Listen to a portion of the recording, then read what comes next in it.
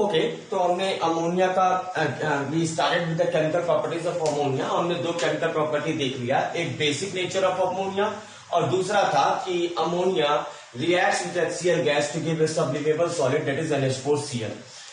Next is complex formation. Complex formation generally ये topic आपको अपने आप ही क्लियर हो जाता अगर एक चैप्टर था दैट इज फॉर्मेशन केमिस्ट्री या कॉम्प्लेक्स केमिस्ट्री, वो आप कर चुके होते। बट क्योंकि ये चैप्टर आपके टर्म 2 में इंट्रोड्यूस है, तो यहाँ पे हम थोड़ा सा उसके बारे में जानेंगे। Will not go into details of it because it will take an entire section. होता क्या है कि अमोनिया के पास एक लोन पेयर होता है और जो ग्रुप डी के एलिमेंट्स होते हैं, अगर आप पीरियोडिक टेबल देखें तो ग्रुप डी में से आयरन हो गया या कॉपर हो गया या ऐसे जितने भी एलिमेंट्स हैं, इनके पास एम्प्टी डी ऑर्बिटल्स होते हैं। And due to the presence of empty d orbital, ammonia could act as an electron donor. जितने एम्प्टी डी ऑर्बिटल है उसमें अपना लोन पेयर गिरा के उनके साथ कोऑर्डिनेशन बॉन्ड्स बनाता है। And that's why these compounds are also known as coordinated compounds या कॉम्प्लेक्स कंपाउंड्स। तो बस आपको ये रखना है कि अमोनिया, आपको बस याद क्या रखना है, ammonia can act as ligands. Coordination chemistry में इलेक्ट्रॉन डोनर्स को हम स्पेशली लीगेंड्स के नाम से जानते हैं। As it has lone pair of electrons, as it has and that to it a neutral ligand. Neutral ligand का मतलब इसके ऊपर कोई चार्ज नहीं है, it is neither positively charge not negatively charge. ये सिर्फ लोन पेयर है, ये सिर्फ डोनेट कर सकता है। अदरवाइज ऐसे भी लिगेंड्स होते हैं जो कि निगेटिवली चार्ज होते हैं, ऐसे भी होते हैं जो पॉजिटिवली चार्ज होते हैं। But NH3 can act as neutral ligand as it has lone pair of electrons which it could donate to the empty d orbitals of the d block elements। इतने ज्यादा डेप्थ में हमें इसके नहीं जाना है, बस हमें इनके कुछ रिएक्शंस देखने। जैसे मान लीजिएगा आपका Cu2+ है, Cu2+, अब मैं इसको उतने डेप्थ में नहीं जाऊंगा, यानी आपको बहुत ज्यादा करने की जरूरत नहीं है। जब 4 अमोनिया मॉलिक्यूल्स, Cu2+ के पास बहुत सारे एम्प्टी डी ऑर्बिटल्स होंगे, 4 एम्प्टी डी ऑर्बिटल्स होंगे, उन चारों एम्प्टी डी ऑर्बिटल के पास अमोनिया जाके अपने लोन पेयर को डोनेट कर देगा and it will result into the formation of CuNH3 whole 4 2+। ये आपको एक कॉम्प्लेक्स कैटायन देगा। अब इसका नाम हम कैसे लिखते हैं बेटा, याद रखिए, कोऑर्डिनेशन केमिस्ट्री या कॉम्प्लेक्स केमिस्ट्री में अमोनिया को अमोनिया नहीं, हम अमीन बोलते हैं। और 4 अमीन ग्रुप होने की वजह से इसका नाम होगा टेट्रा अमीन। और आपको पता है कि जब भी कोई मेटल कैटायन के रूप में आता है तो उसका नाम हम एज इट इज लिख देते हैं। लाइक Na+Cl NaCl में सोडियम क्लोराइड लिखते हैं, या K2SO4 में K+ है तो पोटेशियम सल्फेट लिखते हैं। उसी तरह यहां पे जो आपका कैटायन है it will be written as copper only, copper. और उसके बाद हम इसका ऑक्सीडेशन नंबर देते हैं, that you will learn in your coordination chemistry. Oxidation number हम कैसे देते हैं, let it be X। Ammonia का ऑक्सीडेशन नंबर 0 होता है, जो मॉलिक्यूल्स जिनके ऊपर कोई चार्ज नहीं होता उनका ऑक्सीडेशन नंबर हम 0 लेते हैं। तो 4 अमोनिया का और चारों अमोनिया का ऑक्सीडेशन नंबर 0, तो 4 into 0 is equal to net charge over the complex that is 2। तो यहां पे जो ऑक्सीडेशन नंबर आएगा, X की वैल्यू होगी 2। It has to be written in Roman literal. ज्यादा डेप्थ में नहीं जाना है क्योंकि ये अभी आपके कॉम्प्लेक्स केमिस्ट्री पढ़ने के बाद ही ये पॉइंट क्लियर होगा। सिमिलरली अगर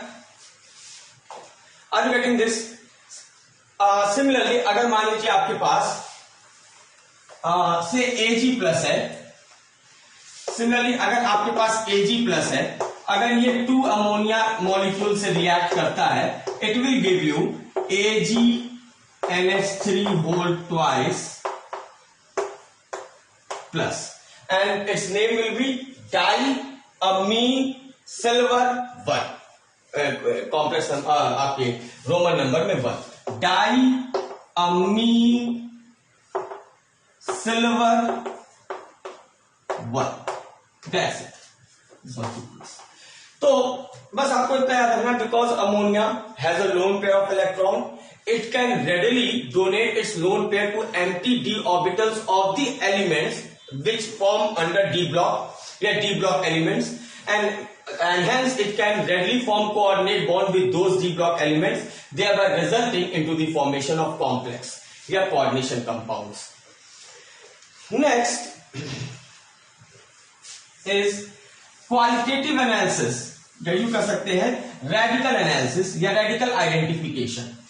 रेडिकल आइडेंटिफिकेशन मतलब अगर आपके पास कोई सॉल्ट है, उस सॉल्ट में किस मेटल का आयन प्रेजेंट है, ये चीज आप अमोनिया से निकाल सकते हैं। आइडेंटिफिकेशन। देखिए इसमें होता क्या है, अगर आप अमोनिया को पानी में डिसॉल्व करते हैं NH3 when reacts with water, it results into the formation of a very weak base that is NH4OH. NH4OH weak base का मतलब NH4OH रेडली OH माइनस पानी में देता नहीं है। द रीजन मीन कि अमोनिया पानी में कंप्लीटली डिसॉल्व हो जाता है। जब वो डिसॉल्व हो गया तो डिसॉल्व होने के बाद जो बना वो इसमें टूट ही नहीं सकता। Means you can, this doesn't gives you NH4 plus and OH minus.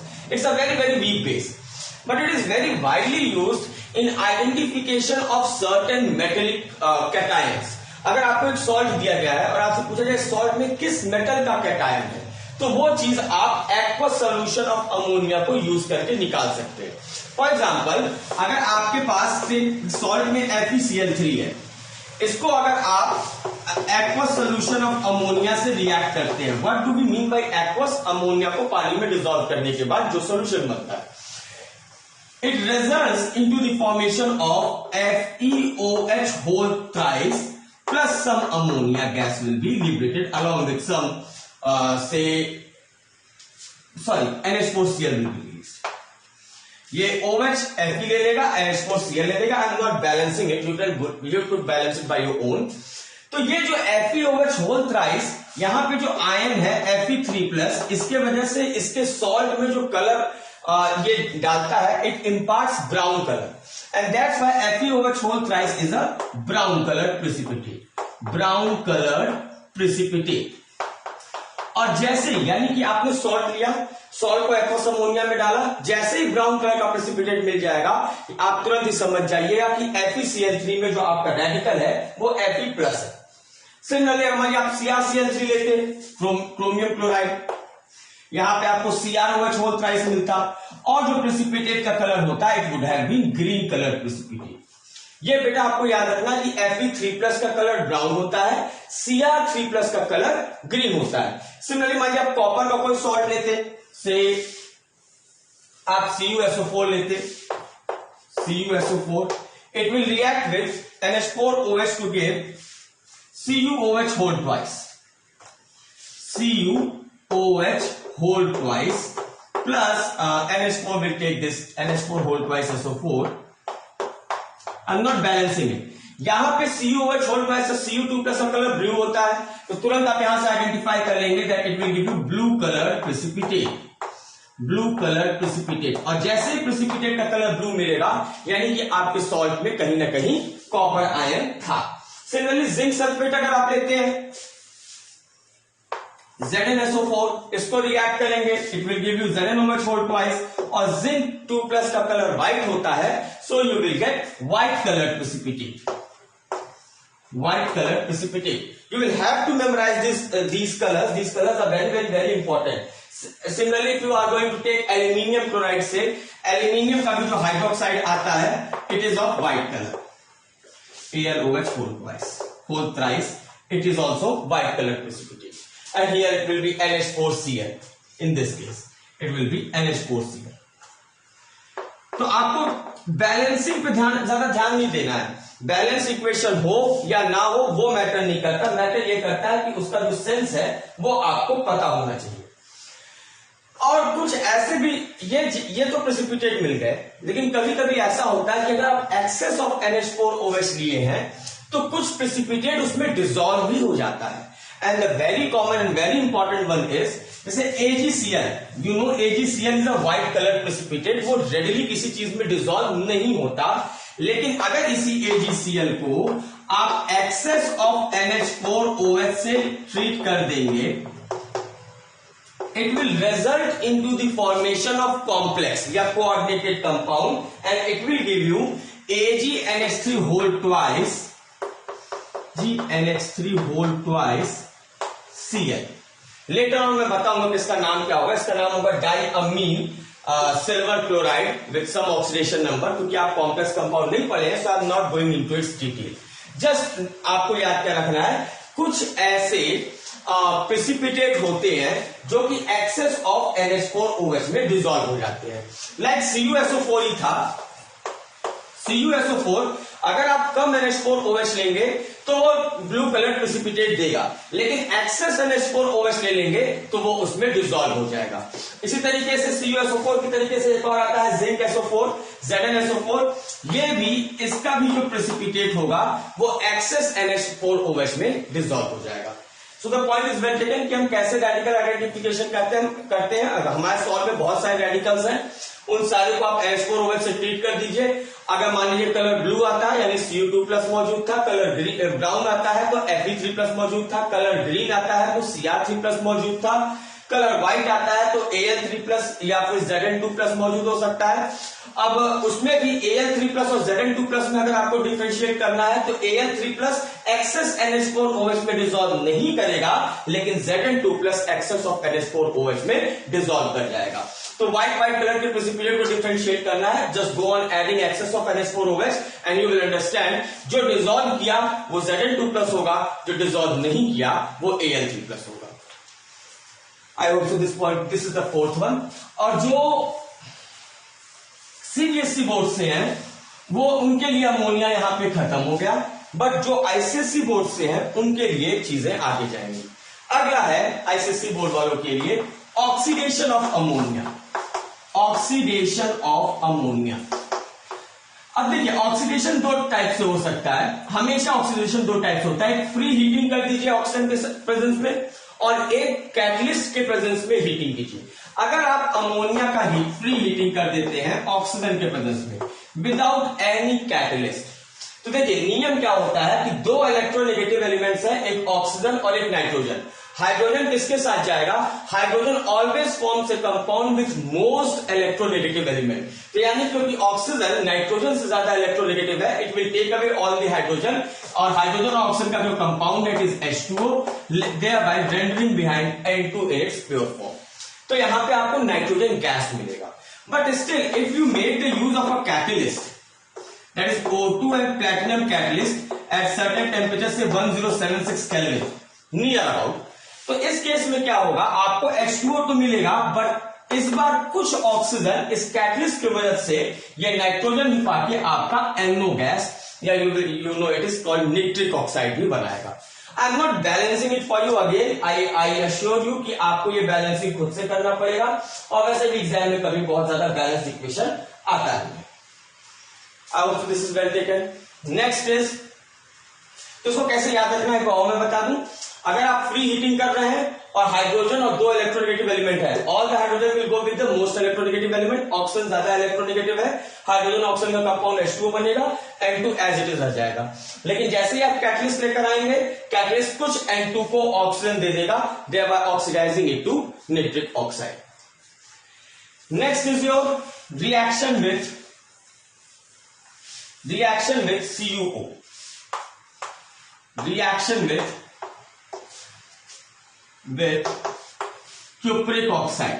अच्छा, CuO का कलर क्या होता है अगर किसी को पता हो? It's also a very important oxide, because यही एक ऑक्साइड है जिसका कलर बहुत ही डिस्टिंग्विश फॉर्म में होता है। This oxide colour is black in colour. Please noted कि कोई ऑक्साइड जिसका कलर ब्लैक हो वो यही ऑक्साइड होगा।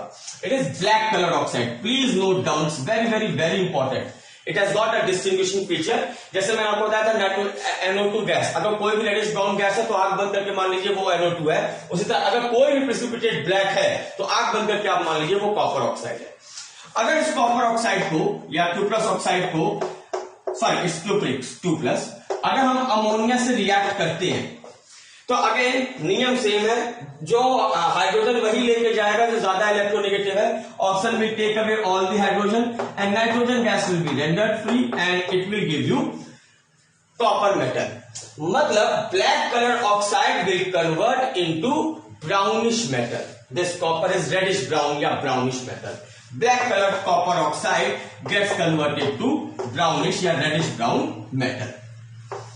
कॉपर, तांबा brown metal, and that's why this reaction is very important because of the distinguishing different coloring characteristics of copper oxide. And the last reaction with chlorine. It's only for the ISSC students, not for the CBSE one. उनके syllabus में ये नहीं है, but if you are preparing for JEE or NEET, you can go with it. And the last is reaction with chlorine. यहाँ पे बेटा एक बहुत इंपॉर्टेंट चीज है, रिएक्शन विथ क्लोरीन. आप किसे एक्सेस में रखते हैं ये आपको चेक करना पड़ेगा. जैसे मान लीजिएगा आप NH3 को अगर आप क्लोरीन गैस के साथ रिएक्ट करते हैं तो अगेन अब आपको ये लगेगा सर हमें यहाँ पे ये चेक करना पड़ेगा कि कौन ज्यादा इलेक्ट्रोनेगेटिव है, नाइट्रोजन या क्लोरीन. तो आपको ये पता चलेगा कि nitrogen is more electronegative than chlorine, तो ये अपना हाइड्रोजन क्लोरीन को देगा नहीं. But if you go on to take this chlorine in excess, तब क्या होगा, ये chlorine it will be successful in snatching away all the hydrogen by forming HCl. And इतने पे ही बात नहीं खत्म होगा, ये क्लोरीन इस नाइट्रोजन पे भी अटैच करके NCl3 nitrogen trichloride, a very explosive compound, an explosive compound. Its name is nitrogen trichloride. Someone prefers it to call chlorine nitride. Both the names are correct, so you have to take this into account. But if ammonia is taken in excess, suppose if ammonia is taken in excess and then we react with chlorine, it will give you, chlorine can't take this hydrogen from ammonia, but it can readily form NH4Cl, and along with that some nitrogen gas will also be formed, and you can say some HCl could be formed over here. A sublimable solid, again sublimable solid. NH4Cl बनाने का कौन तरीका था, that आप NH3 को HCl से react कर दीजिए. लेकिन अगर आप NH3 को HCl से रिएक्ट नहीं कर सकते हैं तो बहुत ही ज्यादा अमाउंट में, एक्सेस अमाउंट में NH3 लेके Cl2 से आप रिएक्ट कीजिए. यू विल गेट, ये HCl नहीं मिलेगा, take it like this only, you will get NH4Cl and N2. So this reaction is very important. Once again, NH3 को अगर आप एक्सेस क्लोरीन के साथ रिएक्ट करेंगे तो आपको NCl3 एक एक्सप्लोसिव कंपाउंड मिलेगा. लेकिन अगर NH3 एक्सेस में हुआ, वो Cl2 के साथ रिएक्ट कर रहा है, you will get a sublimable solid NH4Cl, which will decompose back into NH3 plus HCl. So you could write it here also, इसको आप NH3 plus HCl भी लिख सकते हैं. And these are all the chemical properties of ammonia. और CBSE के लिए, ICSE वालों के लिए लास्ट के 3 पॉइंट्स बहुत ही इंपॉर्टेंट थे. After that we come back to the uses of ammonia. तो ये आपको बहुत सारे यूजेस आपको वैसे ही पता है. It is used in nitrogenous fertilisers, for the preparation of nitrogenous fertilisers. It is also like liquid nitrogen is a very good refrigerant. Liquid ammonia is also a very good refrigerant. It is used for maintaining cryogenic temperatures, or it is used for making ammonium carbonate, NH2CO, NH2, a very important component of fertilizers. And many other uses are there for the preparation of various other compounds which we have seen in this. This completes our ammonia.